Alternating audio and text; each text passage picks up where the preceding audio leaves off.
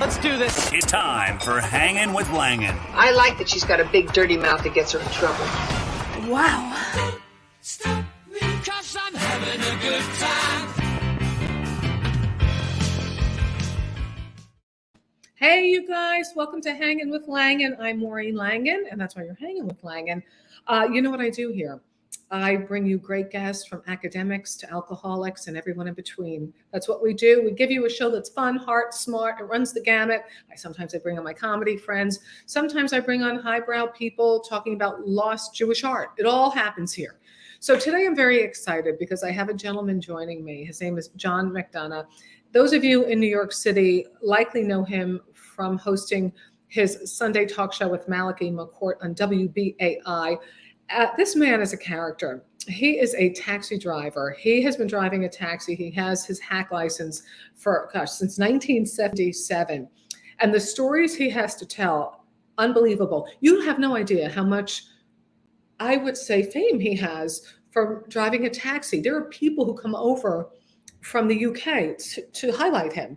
He's been on The Daily Show. He's been on Fox News. They weren't a fan of his because he's a bit of a rebel rouser. But we're going to talk all about that. Before I bring John McDonagh, I want to let you know he's also doing a one-man show on Saturday, October 9th, over at the New York Irish Center. It's on Long Island City on Jackson Avenue. And it's called Off the Meter, and it's all about these crazy experiences and stories he has. So you have to go see that. It's a must. I'm telling you, it's at 3:00. How hard is that to do? Then you go out to dinner after. So let me start with a clip. And good evening, Charlotte. Good evening, Jim. You guys, if you're watching this, please share it, okay? Charlotte, hit the share button. Jim, hit the share button. As we grow the numbers, people know the show is here. It makes me so happy. I'm going to play a clip from The Daily Show. I think I'm going to start with this one. John McDonagh, he talks about how New Yorkers, we have a greeting. And if we say, F you, it's love. It's really love. That's what's great about taxis. There's no rating system. We always verbally rated each other. I can go to you, go f*** yourself. And I feel good, and you feel good, and we're all on our way. Well, I thought it was New Yorkers' way of saying, have a nice day. That's because they didn't like you as a passenger. And I am perfectly pleasant. I am a perfectly pleasant passenger. I'm easy to be around. I'm polite. I'm white. What more do you want from me? Listen, in a yellow cab, you can break balls and not get rated. What's better than that? What is better than that? I can't imagine a cabless world without guys like John in the front seat. I mean, after all, he's more than a cabbie. He's my friend. Thanks, John. Hey. Go yourself. All right, John McDonagh with me now. Of all the clips that you picked, come on, man. Good God. Dude, you were on The Daily Show. Cursing on The Daily Show. Oh, my God. You were on The Daily Show. Listen, I took it as a great honor because people would kill to get on that show. And I got an email asking me, can you come on the show? And what it was on about was to talk about what was happening to the yellow cab industry vis-a-vis Uber, Lyft, Via, Get, and how it was destroying the industry. Well, destroying the yellow cab industry. So they had me on for 8 hours. They went around driving, and they took 3 minutes out of that. But I'm very proud of the whole segment. Anyway, well, that's how it works, my darling. That's how it works in television. They go out all day. But listen, that was my dream job, would have been writing for The Daily Show or writing for Saturday Night Live. I love the tongue in cheek. I love the sarcasm. I love all of it. The lambasting, the satirical or skewing. So you have having a medallion allowing you to be a taxi driver. That was worth a fortune. What is that worth now? What would it have cost back in the day, and what is it worth now? Well, it started going up through the 80s and in the 90s. And then Bloomberg really blew it up when he was mayor. He started selling extra medallions. And when they were putting them on the market, they went all the way up to 1,100,000. So a lot of people who had bought medallions say, at say 200,000 or 300,000. We're now refinancing because the value of the medallion, say, was 1.1 million, and medallion owners then were refinancing and sending their kids to school, buying houses and everything. But the physics of driving a cab did not change at all. When you drive a cab in 1 hour, you can only get 5 or 6 passengers in your cab, and that's all the money you can make. So even as the price was going up, and it was getting crazy, the price of it going up, you couldn't make any more money physically. It just can't be done because you can only physically get 5 people within an hour into your cab between traffic and everything else. So then Uber, Lyft, they all came into town. The yellow cab industry was not technically viable. They didn't have an app, and it just collapsed. And just recently, within the last couple of weeks, a medallion went for $50,000. And what do you think? Is it overpriced at that price these days? Or well, I mean, you know what? That might not be too bad because you would be able to pay it off. And you would hope that maybe the yellow cab industry can catch up technology-wise with a good app, and that people would do it. Because I went to the meetings at City Hall when the apps were coming in, and there was actual owners of garages were testifying. They said they're not worried about the app because New York is a street hail town. They said San Francisco might use that app and have it come up to their door and they go into the cab. But they said New York is not like that. And I was here. Well, why not? Why wouldn't I want a cab to come up to my door or to the bar? I was just about to say that. Stand on the street like this and hope for a cab. Because you know what we've become now? A novelty act. A kid will say, Daddy, jump up and down. I want to see the yellow cab stop. Because it's unusual now. People don't see it because people are on the phone. They're hitting the app and the driver just pulls up. No words are said. You just jump in. So people are fascinated now that you can go up and cabby and a cab stops. Yeah, but John, I mean, I think about people, particularly a lot of foreign people who come to America and they invest every penny into a medallion and they are in debt. That's like the housing market when it blew up, the bubble, and it burst. I mean, how can you get out of that kind of chunk of debt? But they can't. In the recent years, 12 cab drivers have committed suicide. Oh, And no. yeah, and I went to a lot of the funerals and the wakes and memorials.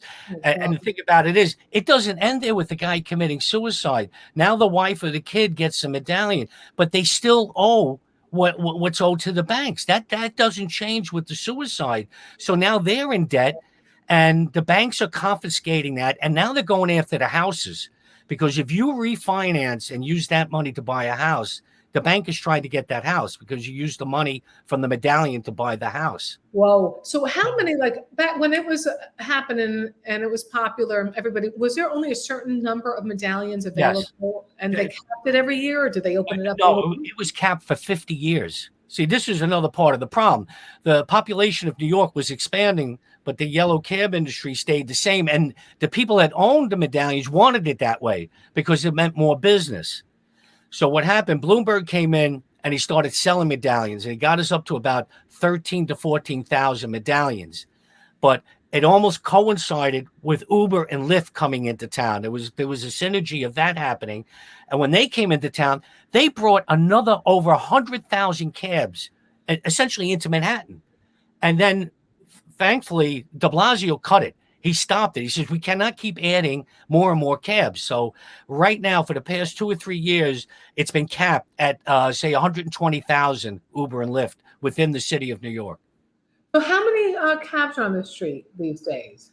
Well, with yellow cabs, there's 13,000, but they're not on the thing on the street. Since the pandemic, there's a term, they've shelved the medallion because you cannot make enough when you're paying insurance, the maintenance of the car, oil change, accidents and everything like that.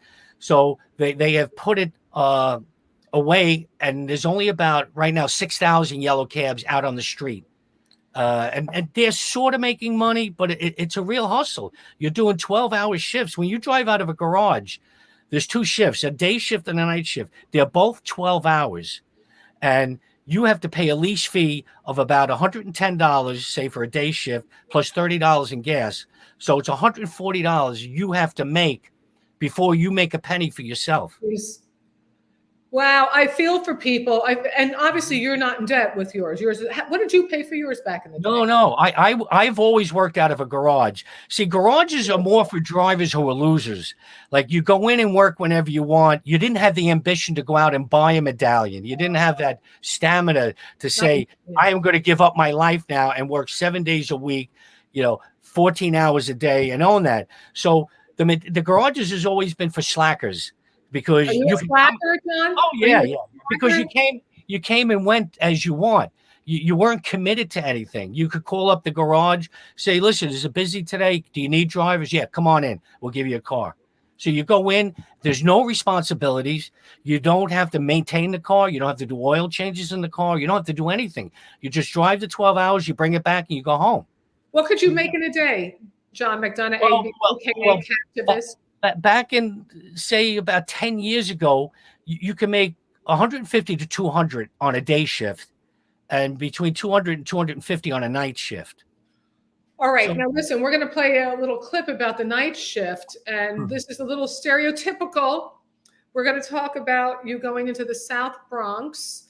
This was a television show from the UK came to the United States and followed you around. Isn't that true? Set it up for us, and then I'll play this might be with Stephen Fry.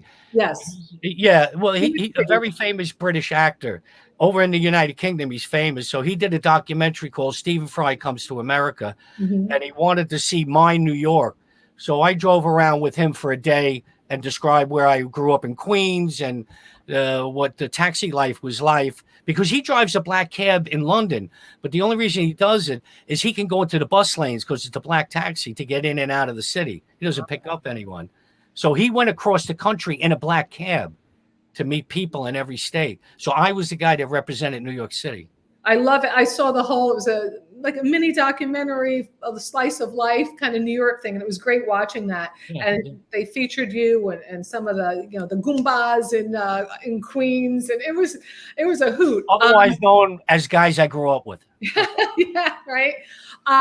Now I'm going to play this. Then I want people who are just tuning in now. John McDonagh, he's a radio host in New York City, WBAI. He's a taxi driver, and he's doing his one-person show called Off the Meter, Saturday, October 9th at the New York Irish Center, being run by my friend George Heslin. That's in Long Island City, 3:00.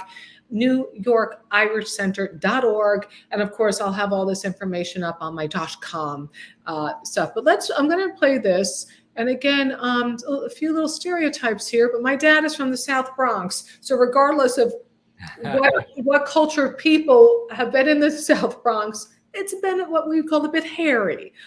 So here you go. After an 11-hour shift, you're at a light, it's 3 a.m, and you hear both doors open and guys jump in. And they go, yo, my man, we're heading up to the South Bronx. And like the hair in the back of the head.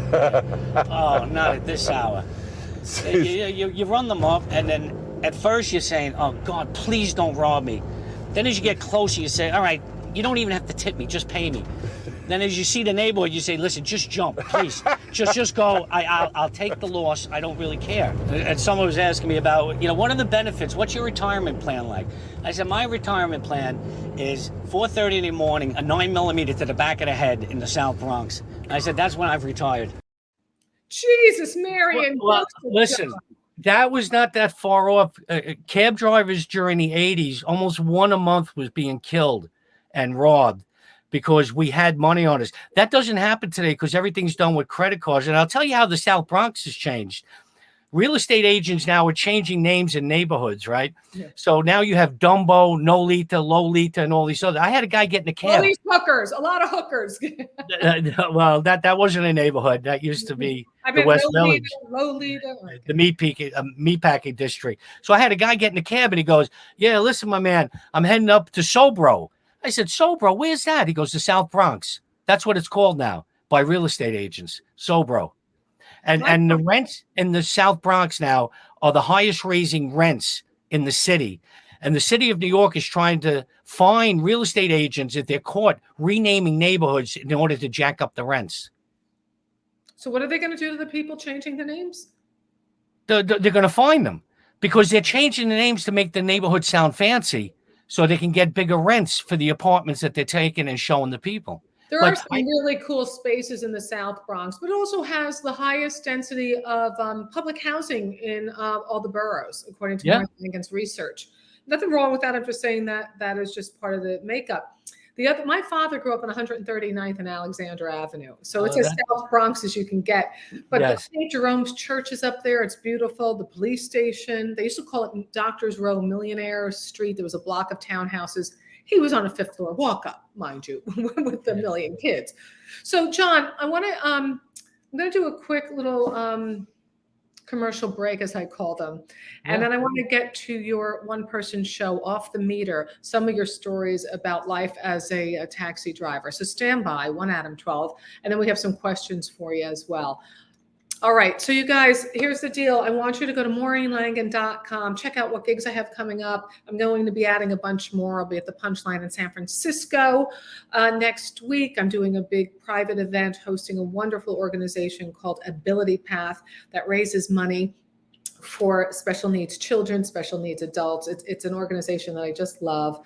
And so we're doing a lot of that, moderating a New York Times best-selling authors panel. So I tell you all this because the holidays are coming, or you may have a corporate event. So if you need a host, a moderator, or a comedy show, I can put that together for you. Go to MaureenLangen.com. You can connect with me right there. Or if you're on Facebook, you can private message me, and we'll work something fun out.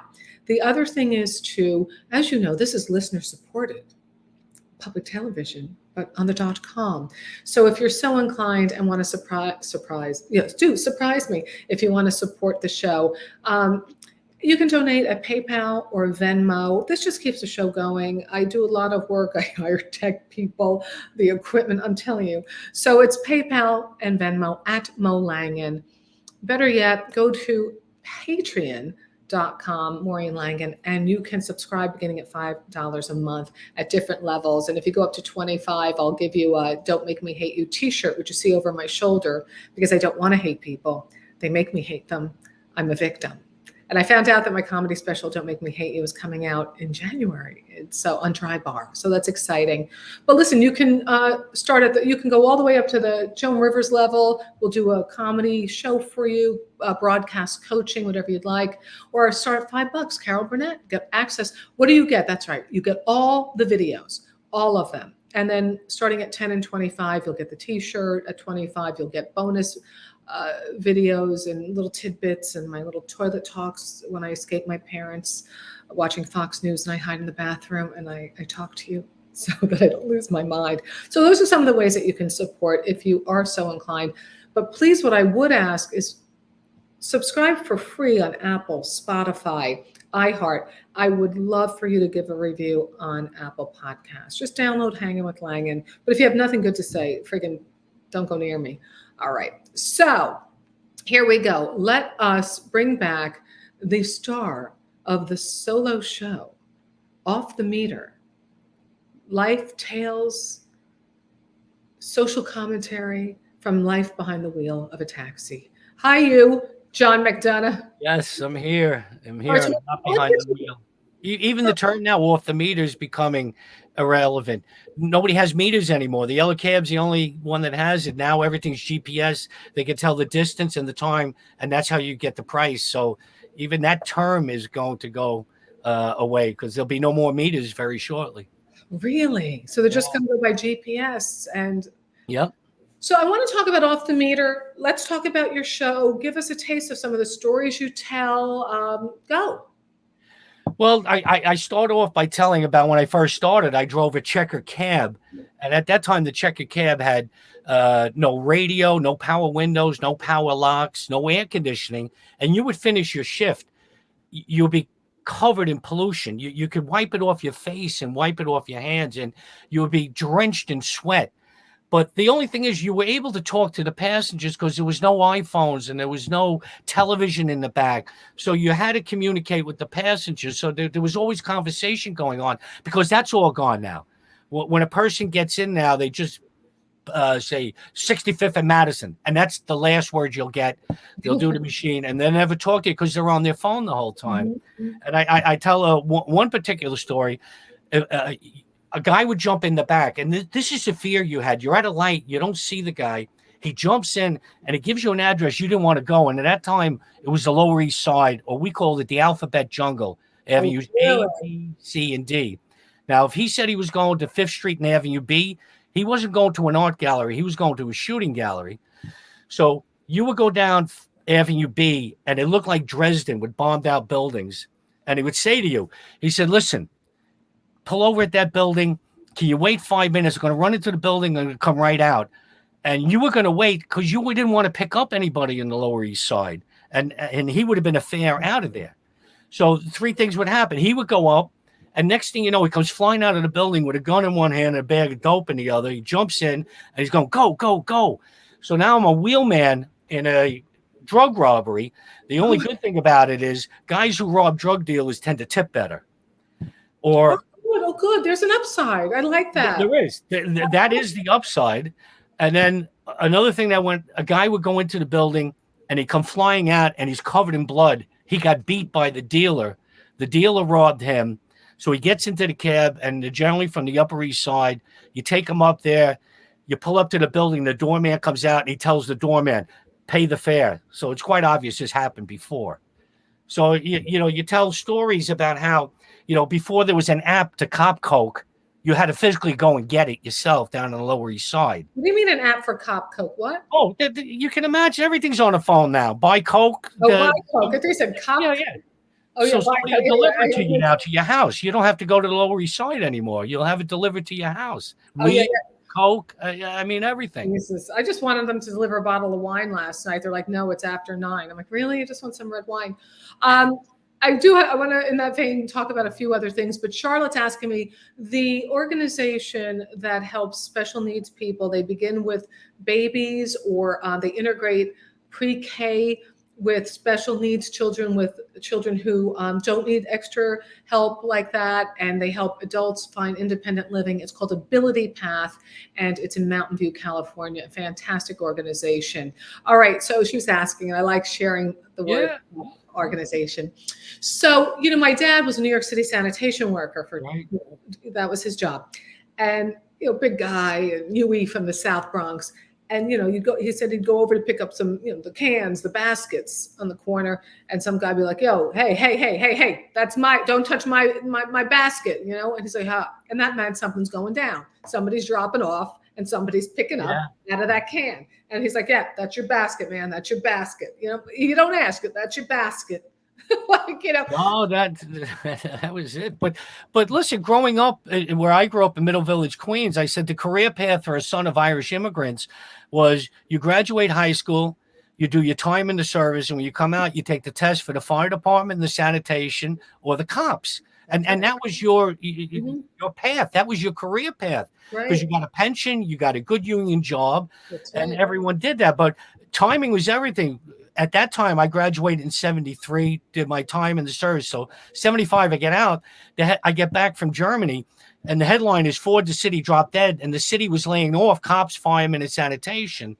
So that's when I went and got my hack license, because I couldn't get on the job because they were laying off cops and firemen. And then life takes over, and I end up driving in 2 Centuries now. So, my dad, he first got called up by the cops, but he didn't have 20/20 in one eye, so they didn't take him. You're talking about a guy 6'1", 205, 10 pounds at the time, wouldn't take him. Then the sanitation called up. That's a tough job, man. That is my respect for the sanitation workers. That's a friggin' tough job. Okay, I want to play a clip from The Daily Show that followed John McDonagh around, and they used him. That's a big friggin' deal. This guy, they come out of the woodwork internationally to follow this man and learn through his eyes the scene of New York City, which you can find out yourself by going to his solo show next week, Saturday. It's actually this week, Saturday, October 9th at 3 p.m. at the New York Irish Center. Let me put up the number for that. There you go. Off the meter, NewYorkIrishCenter.org for more information. Or if you'd like tickets, the number 718-482-0909. What's that number? Once again, 718-482-0909, NewYorkIrishCenter.org. Hop, skip, and a jump right in Long Island City. Okay, we're going to play this clip of John. Oh, hi, shout out. Okay, people watch this on different formats, different pages on Facebook. So if you are watching on the Hangin' with Langan page, what I want you to do is I can see your comments, we can see your comments, and we'll show you some of those in a moment, John. But what you need to do, my cherubs, is please give Facebook permission for me to see your name. And you just go StreamYard.com/Facebook, and then you click on the button, blue button. StreamYard.com/Facebook, click on the blue button. I'll be able to see the name associated with your lovely comment, but I know if it says hi Scoop, that is, she says her father, Lenny, would have loved John, and that I know is my friend Carol, the banghead. I just know by her writing. Well, that I bet he would have loved John. Well, he's going to love John more, rest his soul, Lenny. But here we go. The Daily Show follows you downtown. Here we go. Owning a medallion was like having a seat on the stock exchange. It was something that you would pass on to your children. At this rate, taxis could become extinct, so John was turning to a higher power. I got a priest in the Lower East Side, and at least once a day I go by and he gives me a blessing and he's praying that the price of the medallion is going to go up. Hey, Father Pat, let's go. There's a medallion, if you can bless it.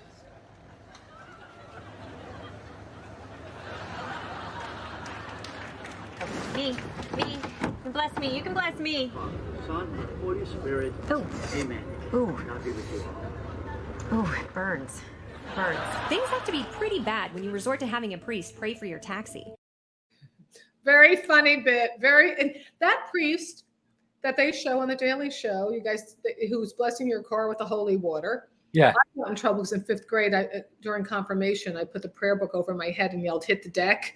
My mother not so happy. But that's a real priest. He's not a character. Yeah. No, Father Pat Maloney is known as a saint of the Lower East Side. He's been down there for over 50 years. He runs like a halfway house for troubled youth down on the Lower East Side. But he's also an Irish Republican. I've known him for over 40 years. And Father Pat got jammed up in a Brinks armored car robbery in Rochester, New York. Let's back this up for people who don't know what an Irish Republican is. Set the table for that. Yeah, well, his whole family is steeped in Irish republicanism, which is fighting for the freedom of Ireland of British rule. His father was in the IRA in 1916, and Father Pat would have been raised as an Irish Republican looking to get the British out of Ireland. Right. And he was arrested one time in Ireland, but nothing came of that. But he really got jammed up in a situation here. There was an armored car robbery up in Rochester, New York, that was done by an IRA guy and an Irish American cop. But somehow the money ended up down in the Lower East Side, and the FBI arrested Father Pat. Father Pat really didn't have nothing to do with it, but he got 4 years in the federal penitentiary. So he did 4 years in that, and he got out, and he's back in the Lower East Side. And, he got jammed up in a very bad situation. If you want to know more about it, just type in Father Pat Maloney, Saint of the Lower East Side. And next year, HBO, Netflix, and a major motion picture are doing a film about the Brinks armored car robbery. At the time, it was one of the biggest in the history of the United States. It was $7 million was taken, and there's still $5 million missing. Does Father Pat have that? Well, now a lot of people ask him that question. Where's the other $5 million? Because they caught $2 million with him. So, and what did they call him? The Saint? The Saint of the Lower East Side, Father Pat Maloney. You type that in. The New York Times has done a ton of stories on him, and there's been documentaries and everything. Jesus, Mary and Joseph John McDonagh. So he wasn't in. Was he in the Bronx? Was he part of the Brinks holdup? Was he there? No. The guys that were part of it came back to New York. They were from the city, and they brought duffel bags of money back. And Father Pat had a notion that it might have been for the IRA, and he didn't know it was a bank job. And that didn't go down well in when the court case happened up in Rochester. So he took the money, knowing that not that it was a robbery, but knowing some money had gotten together to get its way over to Ireland. His defense was a lot of the Irish come to him because they're illegal. They couldn't open bank accounts. So they would give Father Pat to hold on to some of the money, and then he would give it out to. Now this was probably one of the biggest cash loads that he ever got on that, and it was found in an apartment in the Lower East Side. But as I said, there's going to be plenty of documentaries coming out about that. But yes. So he wasn't holding money for them. This was a bigger job going on than people not having bank accounts. I mean, this is well. What do you think it's going to be used for? Come on, John McDonagh of Off the Meter solo show. Listen, I go by what the Holy Father has told me. He comes down and blesses the cab. I do not question the saint of the Lower East Side. I just take what he says as gospel. Oh, okay. All right, you. Oh, that's good. That's a great. Are you going to talk about that in your one-person show? Oh, yeah. There was another little segment there that went on afterwards, and they brought up statistics about African Americans not being picked up by yellow cabs, and we were our own worst enemy, that we didn't pick up, say, people of color. And I'm going to tell in the show, it was so bad in New York, and I witnessed it, and I took phone calls on BAI, that an African American male would have to stand on the corner and hold up a $20 bill in order to get a yellow cab to stop, to show that he had money for wherever he was going. That's how bad it was. And I say, and you wonder why Uber's winning, where there's no racism or anything in the app. You just hit the app and the cab shows up, as opposed to standing on the corner and having cabs just driving by you. And it was very degrading situation. Particularly, what would people try? I mean, obviously it's racism, but what was the thinking that if they picked up a black person? Well, there's a couple of things. Nobody wanted to go into Brooklyn or Queens.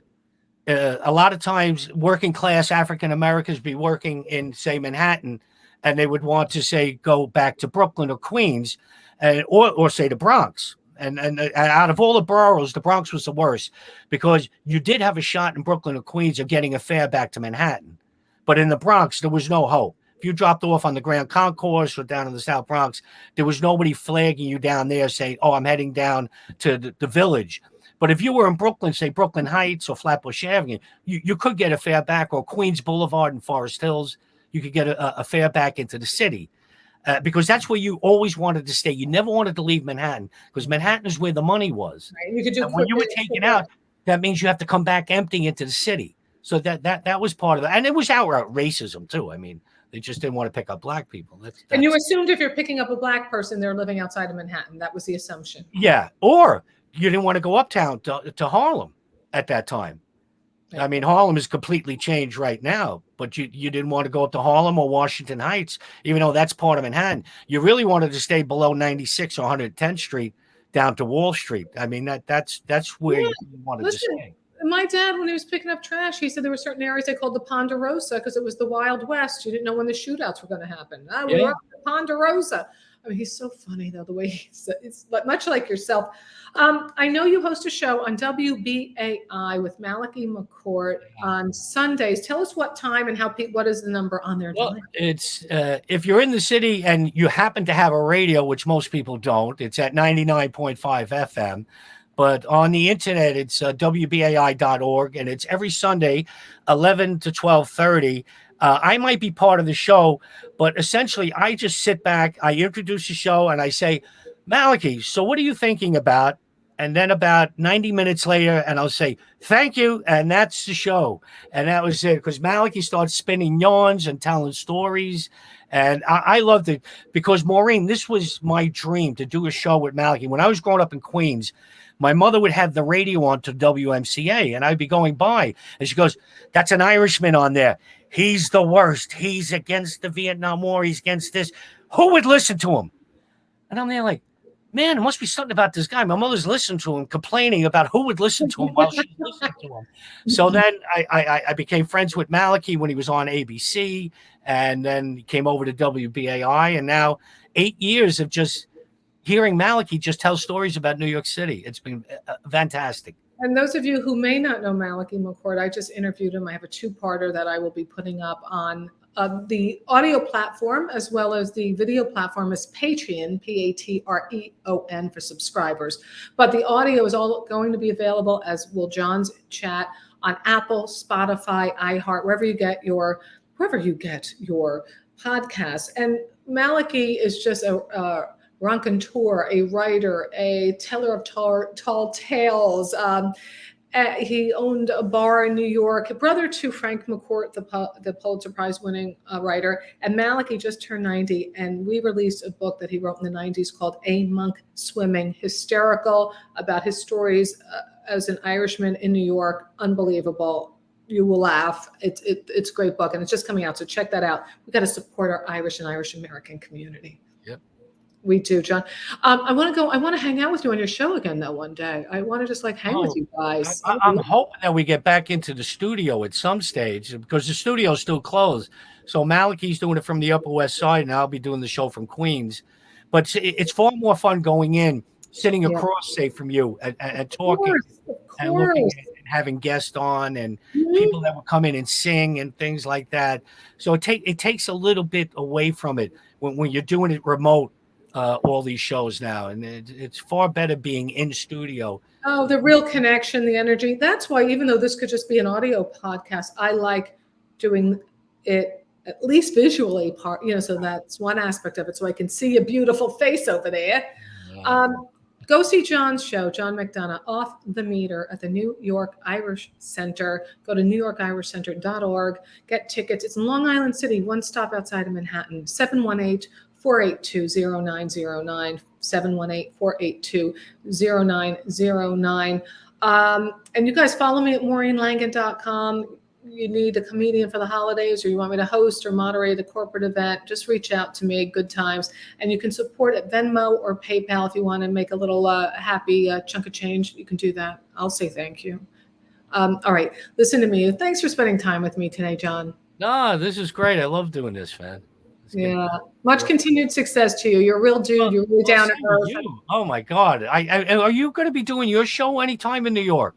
I did Daughter of a Garbage Man. I did do it before the pandemic in Manhattan.